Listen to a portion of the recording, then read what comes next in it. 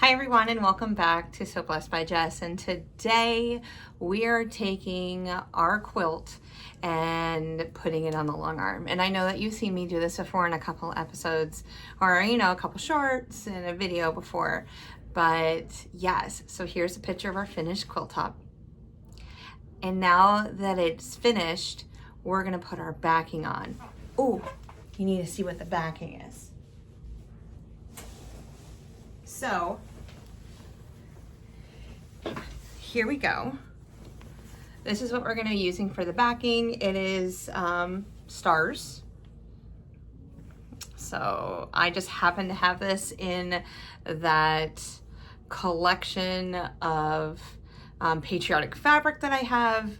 You will not be able to find this unless Joanne still has this somewhere in the inventory somewhere. But I had like 5 yards of it, which is very weird for me because I never buy anything like anything more than 3, but I just happen to have like 4 or 5 yards of this. And yeah, so my finished quilt is 57 inches square. And to put it on my long arm, I need to make sure there's 4 inches down either side. So I made sure that this is 65 inches. Now, it's 65 inches by 42. So I cut it and then took the salvage ends and sewed them together. So, which gives me a really good, just perfect seam going all the way down. And then I will take the other salvage end, and this is where I'll connect it on my long arm to make it, to pin it up. So it's gonna be a little bit longer than I need. I'm also gonna do some franken batting today. And franken batting is, I don't have a perfectly beautiful piece of batting that I can put into my quilt top. So we're gonna be piecemealing it together to put this quilt together. I just have so much of it, it needs to go somewhere. So this is the perfect idea for this. Yeah, like let's use what we have instead of just continue buying and buying and buying. Because we all know we want to save money somewhere and somehow. All right, so I'm gonna go ahead. I'm gonna put you back there so that you can see me doing some pinning and some different things like that. I am gonna also change my thread out to be navy. So we're gonna have, or maybe I'll keep it white, cream. No, we're just gonna keep it white. I already have it in the bobbin. I already have it all oiled up, beautiful and ready to go. So, yeah. So, okay.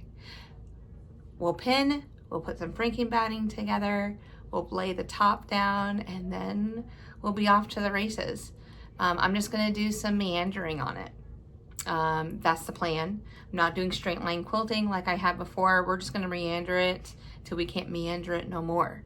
So maybe put some loops and swirls in it too. So I really need to make some flying geese or some pinwheels and actually practice how to echoing on that someday, sometime. Today's just not the day because I really want to get this quilt done and be able to curl up with it and watch Braves game. Yes, so, okay. Are you ready to rock and roll? Let's head over to the long arm. Okay, so the first thing that I'm gonna do is I'm gonna make sure that my seam is running horizontal so that I'm not pulling on it too much. But there's nothing like laying underneath a quilt and having a vertical seam in it. So yeah, that doesn't really, it's not pleasing to me. Oh, look, you can see the quilt behind me. There she is, so you can see it again. Yep, that's where she lives when I'm waiting. So normally I would find the center of this and then put it on my long arm, but I'm not even gonna find the center of it because I really think that I can just put it together. We'll see if I make or break this idea or not. We'll see. So anyway, I'm gonna start pinning, and when I finish pinning, I'll show you where I am.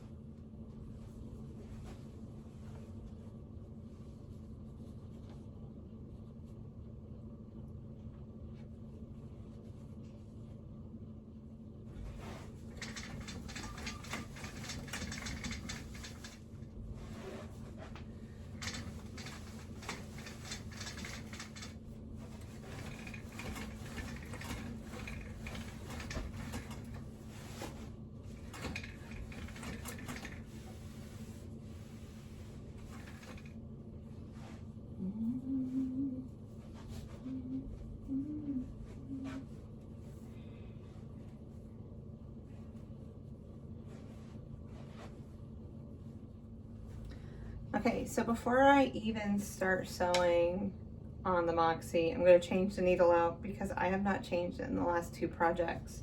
I have an Allen wrench tool that came with my machine, and then I'm going to dust it a little bit. And then here are my needles.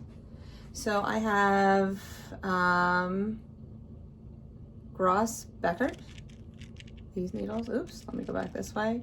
And they're 110/18, and they have round shanks.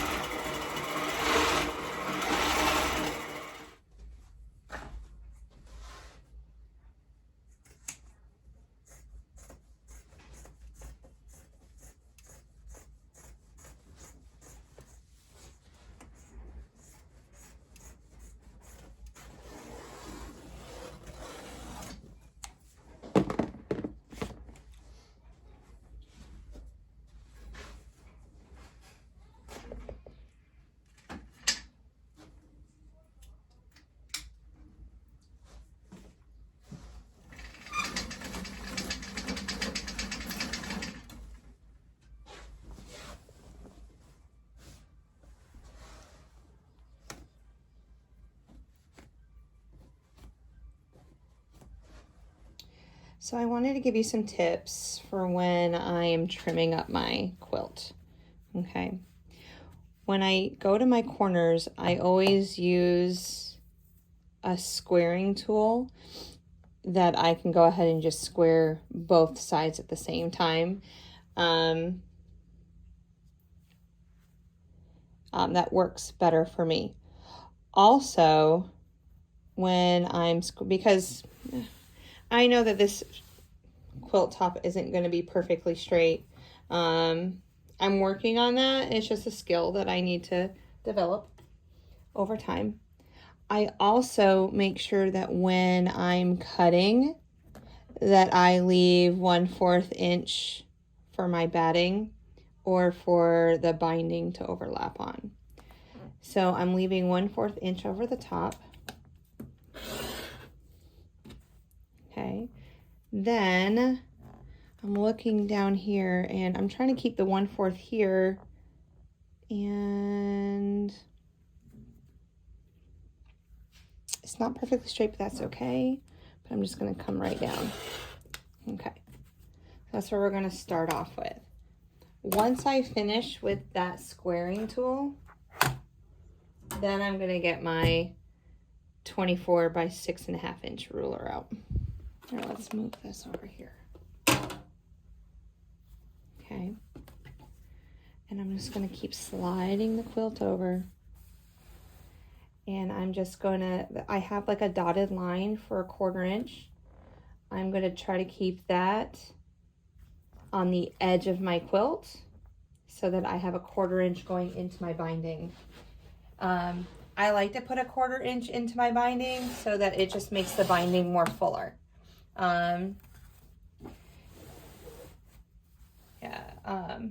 I've made quilts in the past where when I don't do that, the binding kind of feels a little flat.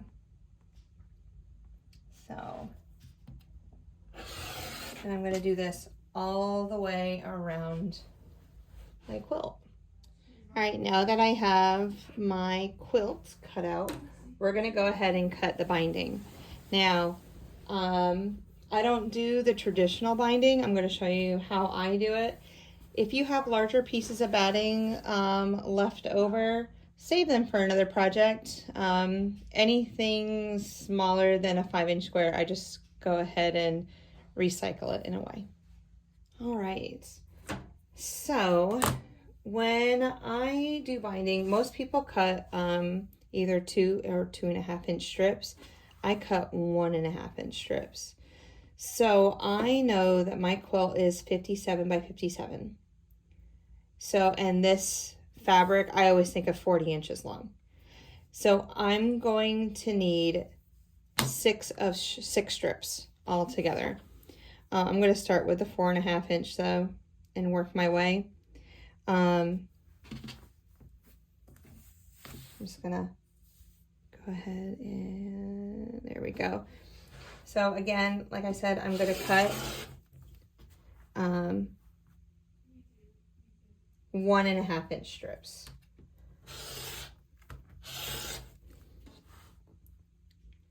Just going to keep sliding my ruler down. And I'll show you why I only cut 1.5 inch strips in just a moment. There are, oops, that one got caught. Oh, that one didn't even go. Oh, I need a new mat. Someday. We're just gonna go ahead and start this one over again. Because I'm not a fabric waster, but if it doesn't cut properly, I don't want it because I'm gonna end up, it's gonna look janky to me. All right, so I got 2. All right, let's go to the 6 mark. I think I said 6 of them, right?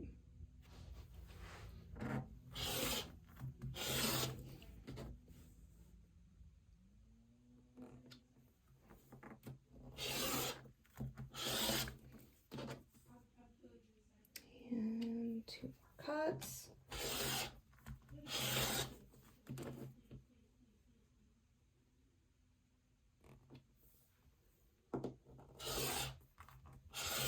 There we go. All right, let's see what we have. 3, 4, 5, 6. All right, we're gonna bring these over to the machine. All right, so now we need to connect all this binding together. So what I'm gonna do, and this is the trick that I have, I lay them just how I cut them. So it's like right side up, wrong side up, right side up, wrong side up. So they're all laying on top of each other, just stacked on top of one another. I'm gonna take just this first layer of fabric, I'm gonna move it to the side. I'm gonna pick up the next 2. Now these are right side to right side, so you see the wrong side. And we're gonna sew a 1/4 inch seam. I do straight line sewing. A lot of people will flip and do the 45-degree angle. I find this works just as well for me. I'm gonna pick up the next 2 pieces of fabric. And the next 2. And this is connecting all of my binding strips together. So now I'm gonna flip my quilt so that it is, the back side is facing up. I'm gonna take my first strip and I'm gonna go about 10 inches down, and this is where I'm going to start. So I want a 10-inch tail on my binding. Okay, and now I'm not going to fold it over. I am just gonna start stitching a 1/4 inch And I'm gonna bring up my stitching width length. All right.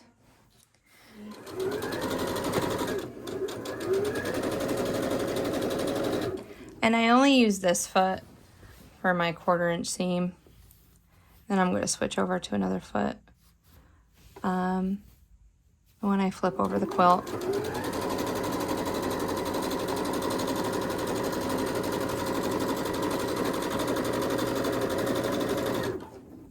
All right, when I get down to the corner, I'll come back and show you how I do that. Okay, so I've reached my first corner. What I'm gonna do is I'm gonna sew all the way down until I'm a 1/4 inch away from that corner.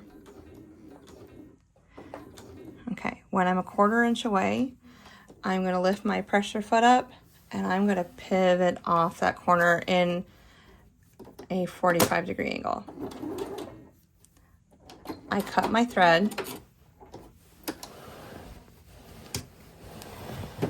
Then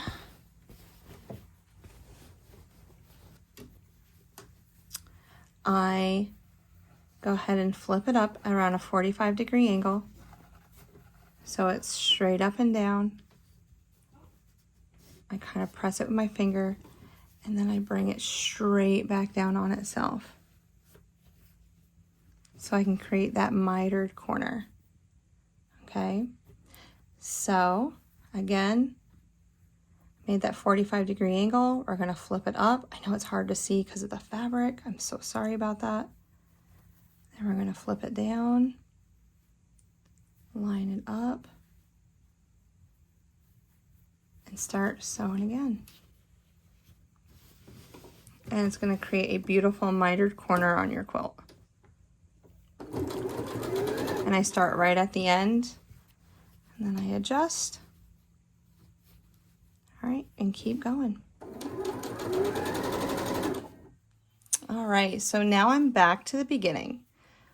What I'm going to do is I am going to finger press. I'm going to come in, finger press, and this is going to be so hard to see. Let me see how I can adjust you. All right, I think this would be better. All right, so here's one end. I finger pressed it. Now I'm going to take the other end and I'm going to come up about 1/8 of an inch before meeting it. So I'm going to have a gap there and I'm going to finger press that one. And what I'm going to do is I'm making 2 lines. Okay. So when I pick them back up, I'm going to match those lines that I finger pressed. And I'm going to sew straight line, meeting those 2. All right, here and here. Make sure that they're straight across. Nothing's twisted. You just take your time when you're doing this piece. Okay.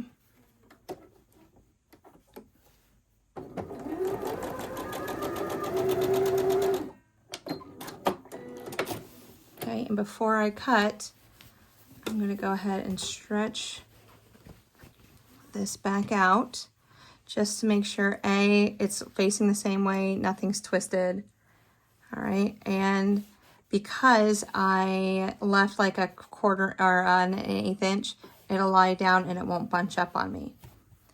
So now I'm just going to cut these tails off. Okay. And put those in your basket for future if you want to. Future scrappiness to all those scrappiness people out there. And we're going to finish off the binding. Okay, there we go.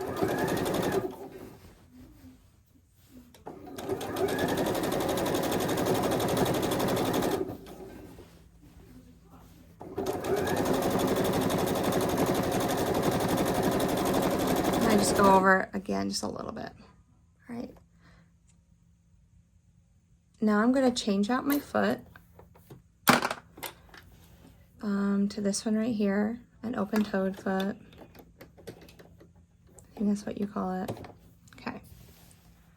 Let's set our quilt back up. All right, so now I'm going to pull my binding to the right. All right. I'm gonna fold it in on itself. So right to the edge. And then I'm gonna fold it over the quilt. I'm then going to set my foot up. So my needle is at the edge, close as I can get it. I'm gonna drop it, see, yep, I like it right there. I like my seams to be right on the edge to the best of my abilities. Okay. So I'm gonna fold and roll. And then we're gonna bump it up to 3.5 and off we go. Oh, I need a new needle, but it'll last through this project. All right, so fold to the side, roll over. All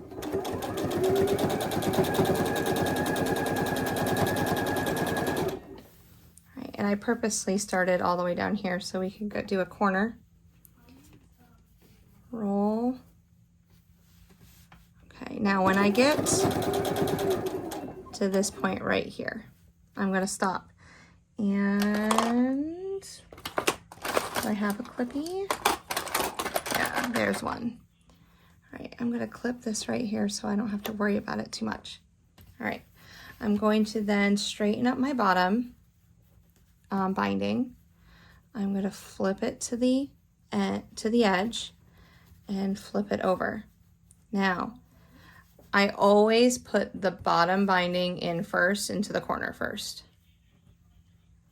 Okay, so I flipped it over, I brought it up, I push it all the way to the corner, and then I flip over this other binding, the one on the side. Okay.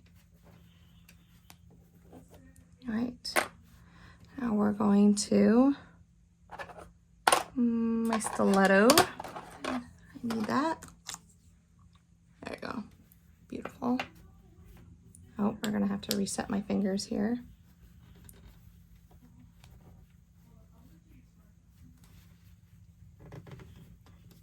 Okay, and this is making a 45-degree. So I'm gonna hold that down with my stiletto. Oh, I don't like that.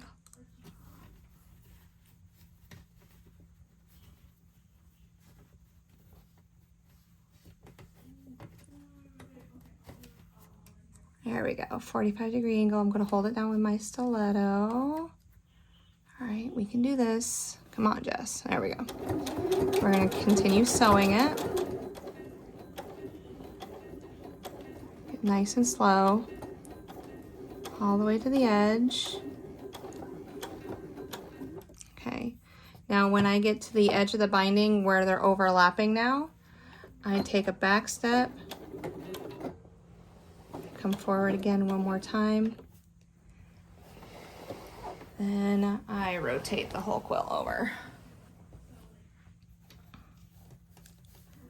I fold it in half, I fold it over, I bring my presser foot down, and off I go again.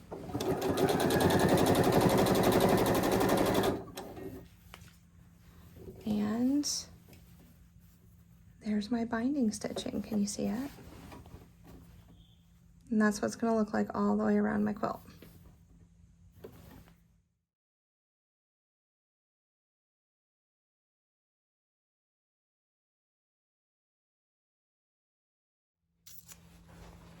All right.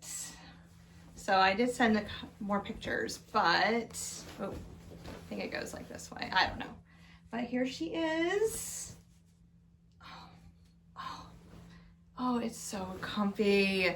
Like, I can't wait to get on the couch, watch a really nice movie. Yeah, that'd be great. I got a Highland cow behind me. I have cut out my little dress pattern and I'm working on a new design for a new dress because we all know that I gotta do that, right? But anywho, you guys, 4th of July is done. I know I'm a day late and $1 short, but it all works in the end, doesn't it? So thank you so much for following along. Thank you so much for hanging out with me. I hope that you have a fantastic July coming up and a safe 4th of July weekend. There's going to be a lot of people on the road, especially with it being a weekend this year. And that means even the federal government will have an extended day off, probably, because they always tend to do that when we have a weekend of some sort. But even though the 4th is on a Friday, they'll figure it out somewhere. Probably they'll have that either that Thursday or that Monday off too. I'll check the bank schedule. But yeah, you guys, and here's the back. So lots of stars. Nice. But I'm gonna go ahead and throw this in the wash with a fabulous color catchers to make sure that it catches all this red on cold. And so it gets all crinkly and wonderful. And then I will be enjoying it on the couch. So until our next video, I hope you have a great day. Thank you so much for stopping by, and I'll see you on the next video. Or short. Bye.